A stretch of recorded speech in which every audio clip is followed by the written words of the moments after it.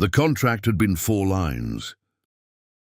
Verith 9, Outer Rim Survey World, Decommissioned Deep Research Station V9DSS. Objective, document facility condition, recover any surviving data storage. Deliverable, full site survey plus contents to secure uplink on extraction. Rate, 60,000 ICS, anonymous routing, non-disclosure standard. Triple rate on a document and recover meant one of 2 things. The client was in a hurry, or the site had a history. Frank had read the coordinates, run the system charts, found nothing. Verith 9 didn't appear on any commercial database, which meant it was either too worthless to catalogue or too classified to list. Both options paid the same. He'd taken the job. That had been 72 hours ago. Now his ship was falling through the atmosphere of a world that was trying to kill him before he'd landed. He kept both hands on the flight stick while the hull screamed, ice dust driven horizontal across a viewport that had gone completely white. Crosswinds, the nav computer was burning cycles just to compensate for. The altimeter wound down fast. He corrected for a gust, felt the struts deploy through the seat, and held on as the ship dropped the last 30 meters and hit ice. The compression rocked the hull. Something shifted in the cargo bay. Stillness, or the local version of it, the wind still hammering the fuselage in long, shuddering pulses, rocking the ship on its struts. External readings, -58 Celsius. Wind at 90 kilometers per hour. Visibility 0. Atmosphere technically breathable, if you didn't mind your lungs crystallizing in under a minute.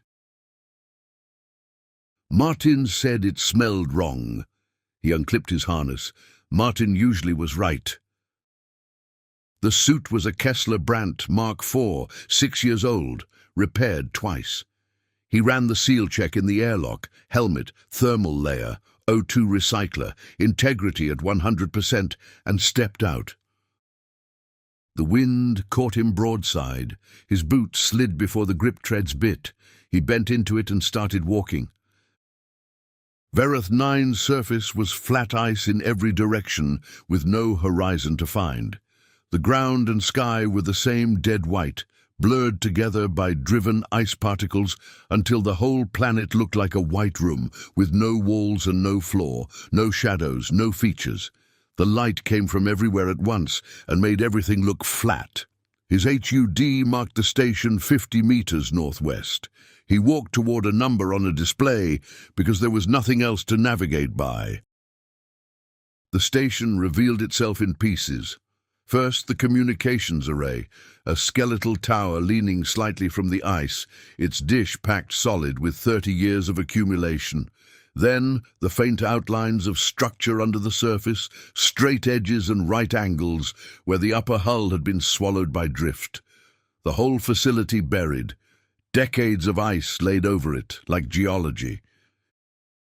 He found the access hatch by HUD schematic, cleared the drift with his gloves, felt metal, and worked the thermal cutter around the seal in a slow circle until the hatch dropped free on its hinges. Dark air came up from below, not warm, not cold, just still, 30 years of still. He clipped his safety line to the frame and dropped through, 2 meters down onto a service corridor. His boots rang off the floor plating. Helmet light swept bare walls, frost-rimed ceiling, sealed doors. His helmet cam logged everything. Sub-level 1, administration and crew quarters, -40 on the HUD.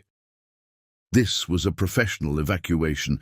He could read it the way a forensic examiner reads a scene for information. Every door sealed and latched in sequence, somebody working through the station with a checklist. 12 berths stripped to bare metal frames. Mattresses gone, lockers empty, not a personal item left. Mess hall bare, notice board cleared, pins still in the cork. Military, standard decommission, nothing unusual. Except the edges. Scratch marks on the doorframe of berth 7, shoulder height, gouged deep enough to take the paint down to bare metal. 1 boot, Just one standard issue cold weather, frozen into a dark residue near the restroom. His scanner tagged the residue as organic, origin unknown. At the end of the main corridor, a wall panel hanging loose by one bracket, the other three mountings torn out from the inside. Something had pushed it outward from the wrong side. He filmed everything, logged coordinates, kept moving. His job was documentation, so he documented, room by room, building the record. This was what Triple Rate bought. Someone thorough, someone who reads the edges. The admin office had a terminal with a local schematic still cached in its storage. He ghost-powered it for 90 seconds with his suit battery. Station layout, 4 sublevels, linear, deepest level, marked as the primary research space. The schematic labeled it generically, Deep Survey Lab. He noted that. Then he went down. Sublevel 2 was colder and felt different. Not stripped clean like sublevel 1, just abandoned. Down here they'd sealed the doors and walked. The labs still held the shape of working science. Spectrometers bolted to benches with samples still loaded, centrifuges stopped mid-cycle, glass cabinets frosted opaque over whatever was still inside them. He moved through carefully, filming everything. In the east wing, the biology lab. Bench space for 4 researchers, microscopes still racked on their posts, a wall of sealed sample drawers. One drawer had been pulled open and left empty. Above it, a handwritten note taped to the cabinet. Do not open 7C without negative pressure protocol. V. The tape had dried, and one corner hung loose. On the bench nearest the door, a coffee mug, ceramic, heavy-walled. The kind you bring from home because station-issue ones are always too thin. The name Vasik scratched into the glaze with something sharp, deep enough that the frost had caught in the grooves. Her mug, her bench. She'd left in a hurry, or she hadn't left at all. He filmed the mug and moved on. At the end of the east corridor, a server room. Reinforced door frame, dead biometric lock. The kind of security you put on data, not on equipment. He popped the lock housing and jumped the manual release. The room had been gutted, racks torn from the walls, conduit emptied, floor panels pulled up, every storage medium removed. Someone had come back for the data specifically and taken everything, almost everything. Behind the furthest rack, which had been bolted down, not torn free and sat slightly off its original position as if it had been pushed by hand, there was a gap between the rack's back face and the cable conduit. Inside the gap, wedged there deliberately, a portable encrypted drive unit, military spec, matte grey, no markings. Someone had hidden it before the rest of the data was removed and hadn't wanted it found by whoever was doing the removing. Frank looked at it for a moment, then he pocketed it, crouched, and pulled the cracking rig from his kit. He had good cracking software, not military grade, but a suite that had opened most things he'd pointed it at eventually. He jacked the unit in, estimated decrypt time on the full contents, several hours. But the metadata was readable, timestamps spanning 14 months, 13 user accounts, project codes that were mostly redacted, and a handful of original directory labels that hadn't been encrypted with the rest. Biocore, geotherm, signal analysis, neural response. He read the last 2 again. He clipped the rig to his belt with the cracking suite running and went down. Sublevel 3 was dead machinery and burst pipes, -50. The fusion cell sat cold in its housing. He documented it from the doorway and kept moving. The deep lab opened below him and Frank stopped on the bottom step. Wide, low-ceilinged, reinforced, the drill assembly at the far end. A 3-meter bore mechanism mounted over a shaft that dropped straight through the floor. Observation windows flanked the shaft on 2 sides. Thick glass, reinforced frames. Below the glass, darkness. His HUD read -42. He'd just come from sub-level 3 at -50. The lowest level in the station, sitting on top of 900 meters of ice, was 8 degrees warmer than the floor above it. He stared at the number for a moment. The equipment on the walls was not survey gear. He walked the perimeter, bioelectric sensor arrays, 6 of them, all aimed at the shaft, signal processing units, a neural mapping rig, the kind used in neurological research, not geology, with cable runs going to junction boxes beside the observation windows, a photograph pinned behind a console, 2 people in thermal gear, arms around each other, not posing, a jacket stiff as board draped over a chair, name tape facing him. When? He documented it all. Then he walked to the observation window and looked down into the shaft. His helmet light made it 20 meters before the dark swallowed it. He switched to thermal overlay. A warm air column rising steadily from below. He checked the temperature log his suit had been building since he'd entered the station. The differential between sub-level 4 and sub-level 3 had been consistent the whole time. Whatever was generating that warmth had been doing it before he arrived.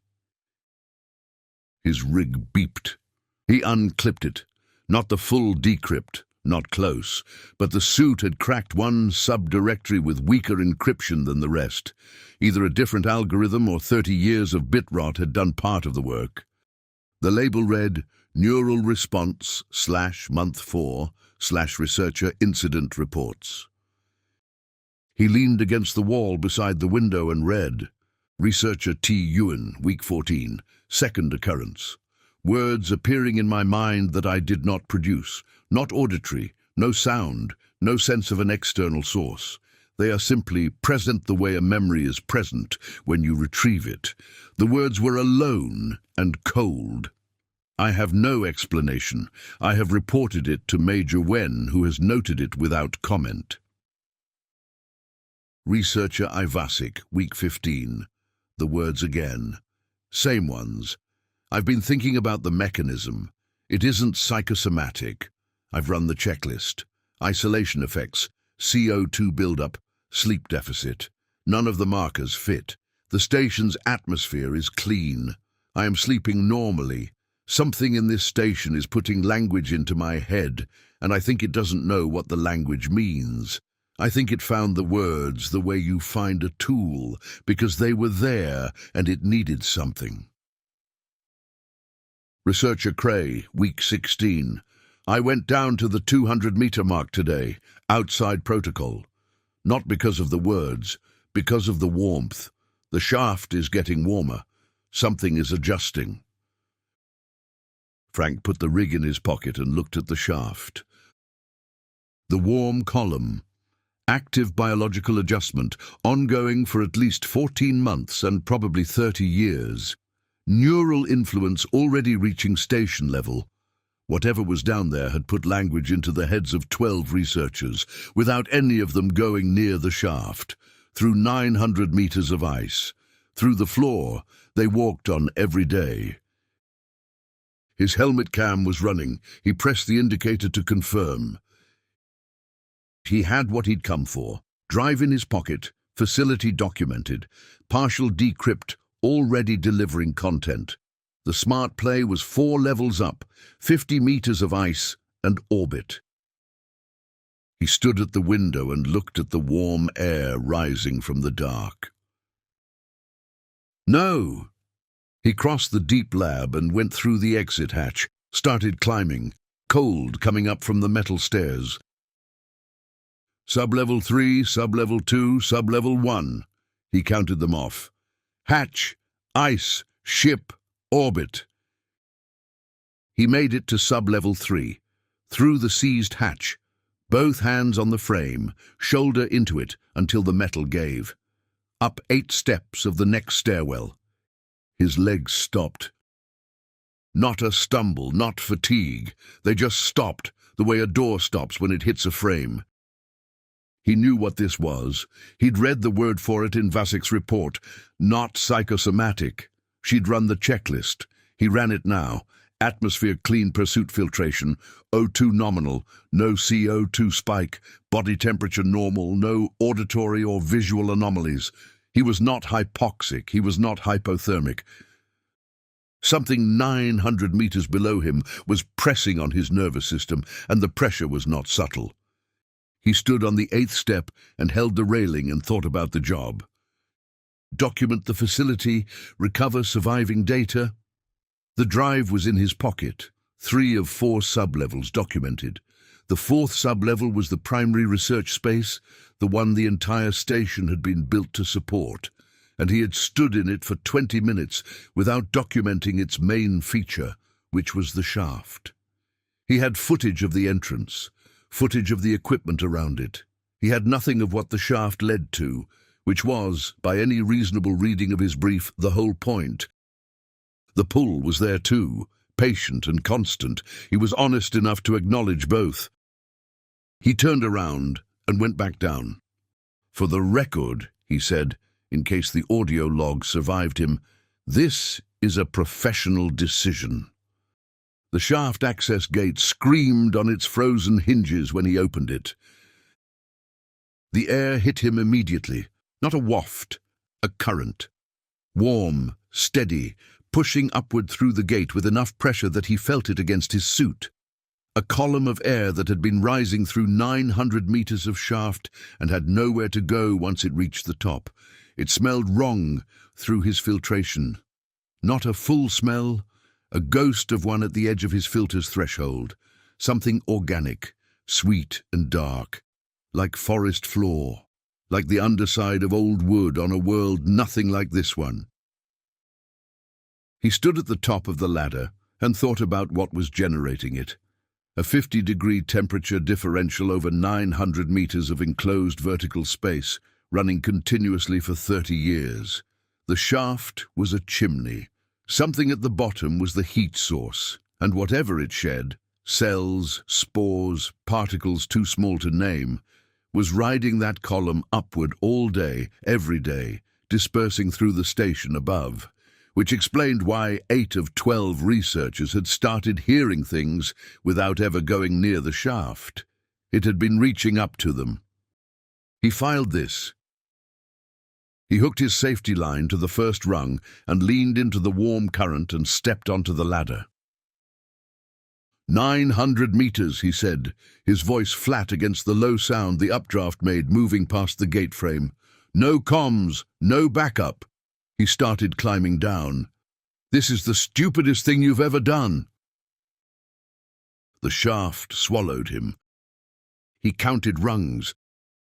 The updraft pushed against him the whole way, warm air rising as he descended, a steady pressure he had to lean into with each step. It wasn't strong enough to stop him, but it was enough to work against.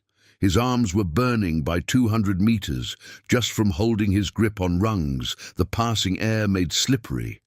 He climbed down through wind in a sealed shaft, a kilometer underground on a frozen world, and the wrongness of it was something he set to one side and kept moving past. At 150 meters, the elevator cage frozen solid on its rails. He worked around it and found the ladder below. At 300 meters, the walls changed. Dark discoloration on the ice, brown, black, wet, spreading in thin, irregular patches. His scanner got one reading before the interference killed it. Organic, marginally above ambient. He switched it off and kept climbing down, the updraft warm against the front of his suit, carrying whatever it carried past him and upward toward the station. The film spread. By 400 meters it had depth, fibrous, layered, the color shifting toward a deeper purple in the thickest patches, temperature climbing, -30, -25, condensation on the rungs now, thin lines of meltwater running upward along the bore wall in the moving air. At 410 meters, his helmet light caught something below him that wasn't ice and wasn't growth. He stopped. 2 figures seated against the shaft wall, 6 meters below him. Old thermal suits, a different model, older military issue, coated in the same organic film that covered everything else in the shaft. It had spread across the fabric, crossed the joint seals, bridged every gap. The suit surfaces were no longer separate from the shaft wall. The figures sat with their backs against the growth, legs extended, helmets tilted slightly forward. They had been here for 30 years. The organism had found them the same way it found every other surface. He could not see their faces. The visors were opaque with growth. 2 people had died here, or been left here, which might not have been the same thing, and whoever sealed the station had sealed them in with it. 30 years, and the organism had done what it did to every surface it touched. It had kept them.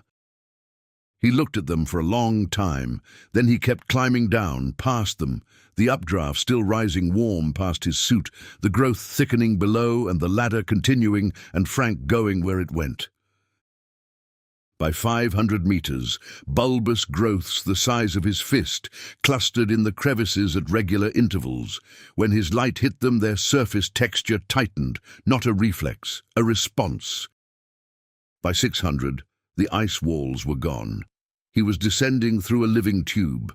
Every surface bioluminescent, blue-green light moving in slow waves through vein structures, like current through a circuit, like signals propagating.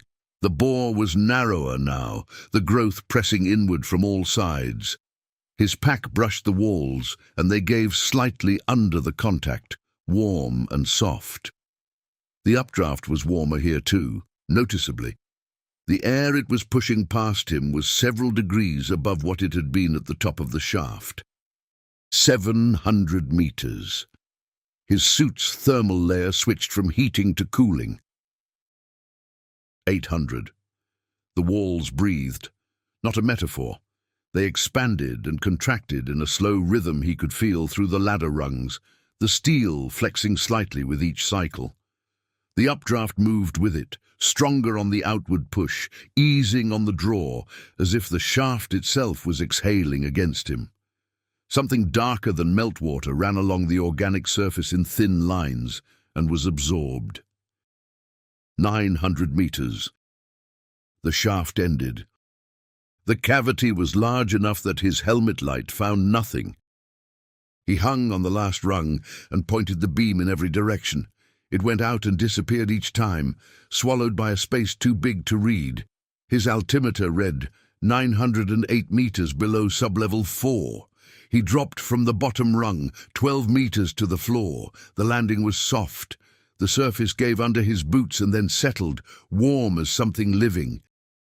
His HUD plus 6 Celsius under a kilometer of ice. He stood up. The pull in his chest settled and went quiet. Not gone. Resolved. The way a compulsion resolves once you've done what it wanted.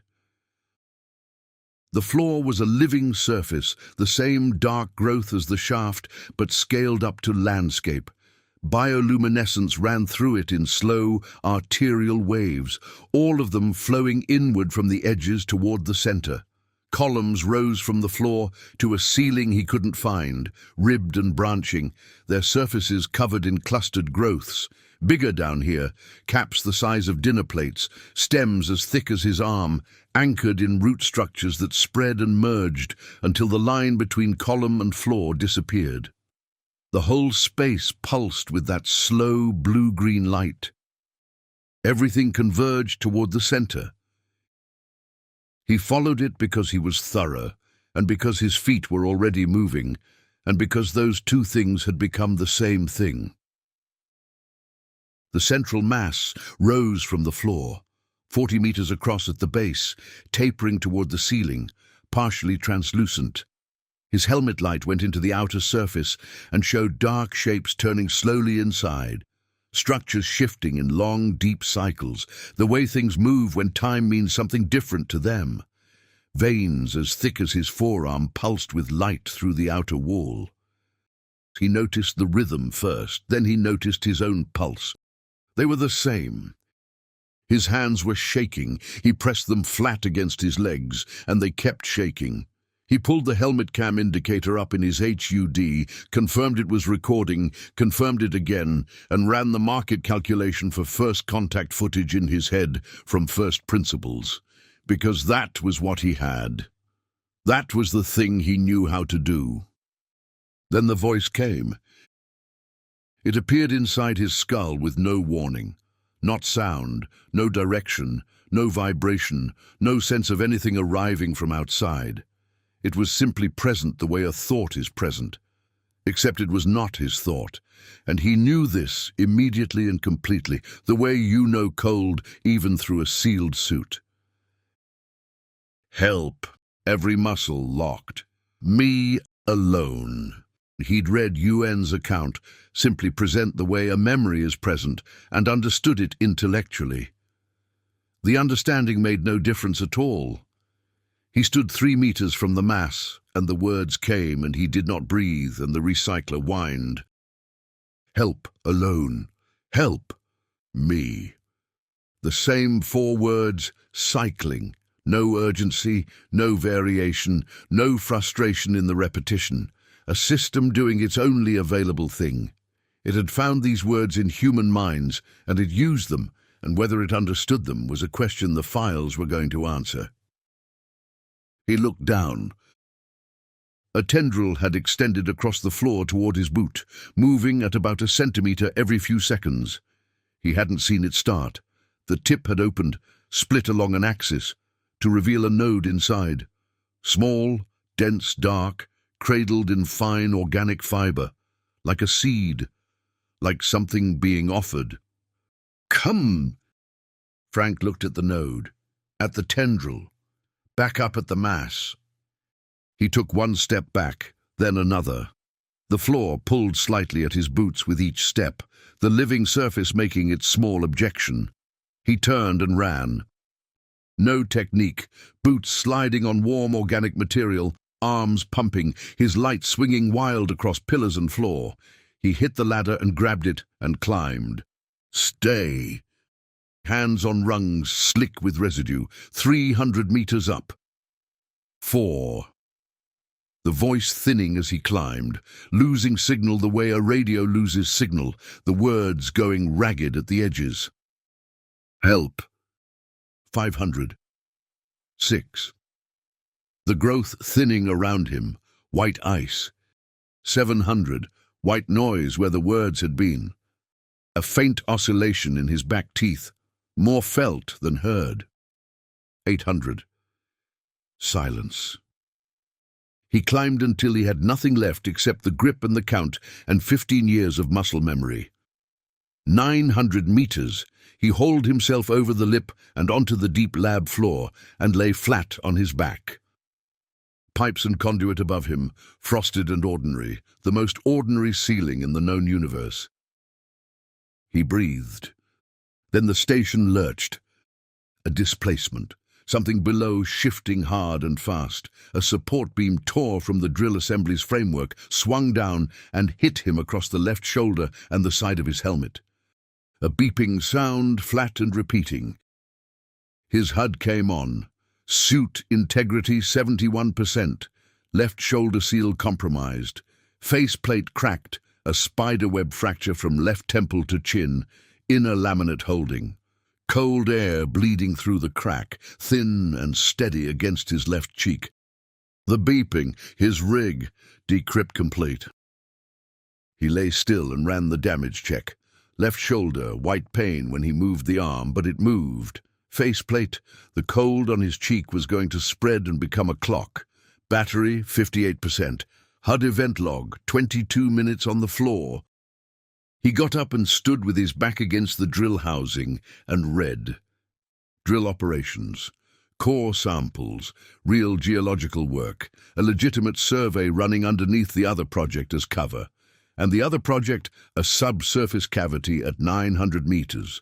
Organic material, cellular, metabolically active. The lead biologist's term was patient architecture, a system held in a precise metabolic state, neither dormant nor fully awake, maintaining itself. Isotope dating of the surrounding ice. 200,000 years since arrival. The organism wasn't native to Verith 9. It had come from somewhere else, buried itself under the ice, and waited, with the patience of something that either didn't feel time as duration or had simply made its peace with the fact that it would be very long. The station groaned below him. He kept reading. Month 4, Ewan's reports, which he'd already seen. By end of month 4, 5 researchers experiencing the same intrusion. By month 5, 8 of 12. The organism's vocabulary as translated and logged: help, alone, cold, come, stay, open, together. Signal analysis confirmed the bioelectric output spiked in patterns that matched human language processing activity during every contact event. It was matching its output to the architecture it was trying to reach. Month 7. 3 researchers, 1 organism, 3 completely different interpretations. Yuan heard alone and cold and wrote about suffering, a thing in pain, reaching for contact through the only medium it had found in 200,000 years. His memos were careful and methodical and proposed communication protocols. He was a good scientist. Vasek heard help and open and pushed for action. 8 memos in 3 weeks. Liberation protocols. Controlled access. Her handwriting degraded across those 8 memos. Precise at the start, slightly tilted by the 4th, not quite straight by the last. She was a good scientist who had heard something she couldn't unhear. He thought about her mug on the bench upstairs. The name scratched deep into the glaze. Cray heard coming together and stopped being a scientist entirely. His reports through month 6 were clean and clinical. Month 7, longer sentences, imprecise language, his form margins filled with writing that wasn't documentation. Month 8, protocol headings gone. Month 9, he used a pronoun Frank read twice to make sure he'd read it correctly. Not the organism, not it, not even I as a separate observer. Wen's parallel file had been running since day 1, alongside the research records. Early entries, measured, bored, the voice of a military liaison enduring an assignment he didn't respect. By month 8, the boredom was gone. Month 10, cognitohazard class 3, direct neural influence, mechanism uncharacterized. 8 of 12 personnel affected, severely compromised. Vasek, Cray. No containment available that does not involve termination of the subjects, which command has not authorized. Recommend immediate extraction of all personnel, permanent classification at maximum level, orbital denial of approach. This facility should not exist. It should be erased. Command responded in 48 hours. Extraction authorized. Month 13, day 4. Wen's final entry, the night before extraction. Vasek and Cray entered the drill shaft 6 hours ago. They descended to approximately 400 meters, the depth where organic coverage is total. They are not responding to verbal contact via shaft comms. Vasek is producing continuous vocalization in a language or language-like structure not consistent with any catalogued human language. Cray has not spoken since entering the shaft. Extraction team reports that 2 members who previously experienced neural contact events are showing acute distress and have been pulled from the retrieval detail. I will make one final attempt at verbal recall at 0600. If they do not comply, Standing Order 1171-C applies. I do not expect them to comply. The drive's file directory ended there. Whatever happened next, Vasek had already hidden the drive before she went down. Frank stood in the dark. He didn't need the after-action report. He had been at 400 meters. He had seen them. 2 figures seated against the shaft wall, visors opaque, suits absorbed into the growth, 30 years of silence pressed into the space between their helmets. He had stood 3 meters from the mass. The tendril had crossed the floor toward him, and his legs had taken him to the ladder. He didn't know what the difference was between him and them, some margin, some small gap he couldn't measure or name. He pressed his thumbnail into his palm and felt the pressure. He was glad to feel it. 4 sub-levels of failing station between him and the surface. The cold from the faceplate crack had spread to his eye socket. Inventory as he moved. Rig, cracked housing, functional. Drive, in pocket, intact. Thermal cutter, smashed. Scanner, dead. Helmet light, working. Suit thermal layer, degraded at the shoulder seal and faceplate crack. Left cheek and lower eye socket numb. Battery, 54%. The floor of sub-level 4 had a 2-degree tilt that hadn't been there an hour ago. He kept to the wall and moved fast. From below, a long, low sound moving through the bedrock rather than the air. Not metal, not ice fracture. Both at once, the two materials failing differently under the same pressure. He didn't look back toward the shaft. Sub-level 3. His peripheral vision kept moving. He fixed his gaze on the far end of the corridor and held it there. 20 meters in, the ceiling had come down. Insulation panels, conduit, a section of sub-level 2's floor plating lying across the passage and blocking it. He cleared it one-handed, dragging material back, his left arm sending white pain with every full reach. He made a gap, went to his belly and crawled. His light hit a hand. Human, bare, reaching out from under a section of wall panel, palm up, fingers slightly curled.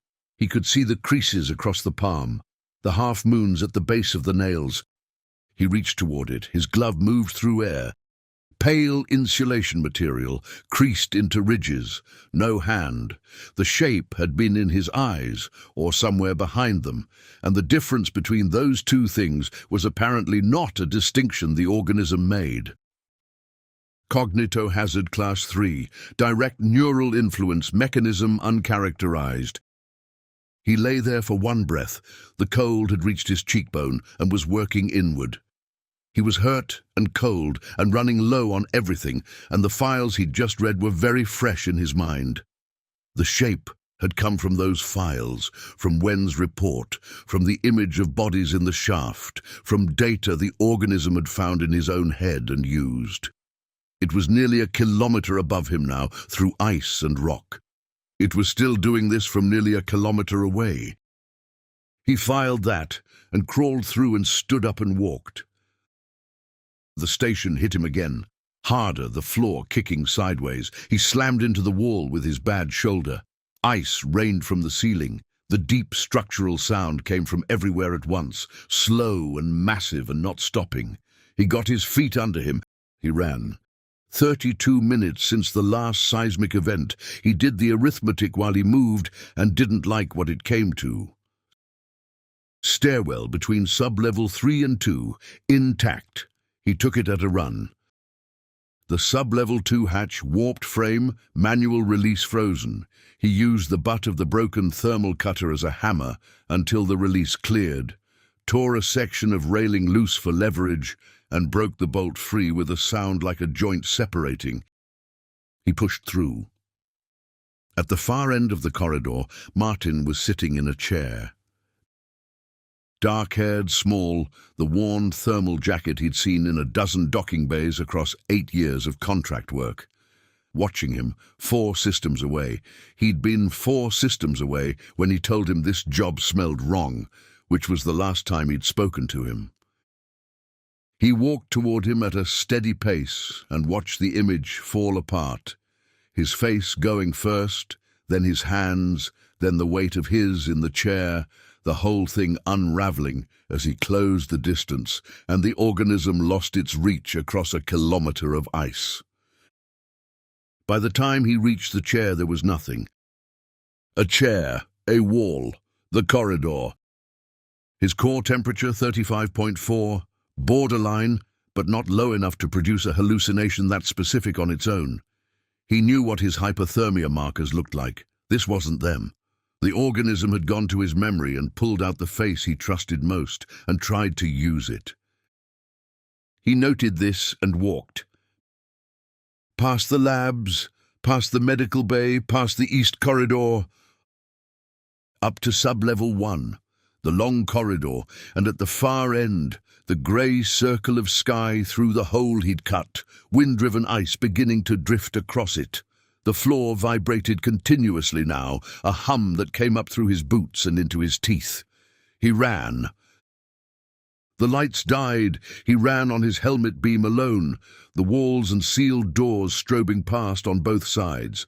The floor buckled once, hard, and he caught himself and kept going. 20 meters, 10. He jumped, one hand on the rim, shoulder screaming. He hauled himself up and through. Wind. White. His suit temperature warnings lit up in a row. The ship was 50 meters out. He ran. Behind him, the station made a sound that started deep in the ice. He didn't look back. His numb fingers found the hatch controls. Emergency release. The hatch cracked its ice seal. He threw himself in and pulled it shut, and the wind was gone. He fell into the pilot's seat and his hands found the controls by feel. Main power, reactor, engines cold. He bypassed pre-flight and went straight to ignition, nav computer still booting, flying on instruments and memory.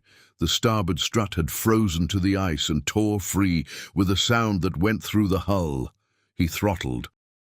White viewport, grey-blue, stars. He sat with his hands on the controls and shook. The cockpit warmed by degrees. His suit warnings cleared in sequence. He watched his HUD temperature climb. 35.4, 35.6, 36.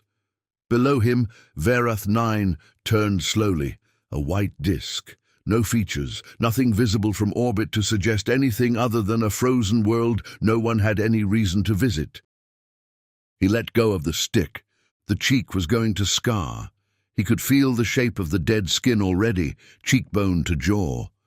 His shoulder moved if he thought about each part of the motion separately. His hands had stopped shaking at some point he hadn't noticed.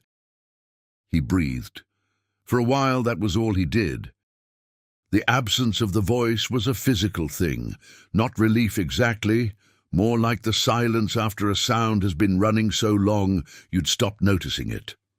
Total and sudden and slightly wrong. He pulled up the secure uplink and confirmed the orbital connection. The channel was open. He had what he'd come for, the drive, the helmet cam footage, everything documented and ready to transmit. He sat with his finger over the confirmation for a moment. Then he plugged the drive into the ship's console and read the rest of it first. The signal analysis took up the last third of the files. 6 weeks of the xeno-linguistics team working the organism's bioelectric output against every contact report from all 12 researchers trying to find the actual signal underneath the noise. Their conclusion, the words the researchers heard, help, alone, cold, come, stay, together, were surface artifacts. The organism had learned to stimulate human language processing structures, and it had pulled the highest effect words it could find because those sat closest to the surface, most frequently activated, easiest to reach. But underneath the words was a different signal, constant, unchanging, present, from first contact to the last day of operations. The borrowed vocabulary had been covering it the whole time. 6 weeks of analysis, low confidence, translation approximate. Are there more of you? Frank sat with this, then he suddenly noticed a line he hadn't seen before on his left wrist, dark, faint, running from the base of his palm toward his forearm, branching once, then twice, almost like a vein. He pulled his sleeve down. The jump drive finished charging. He pressed the switch.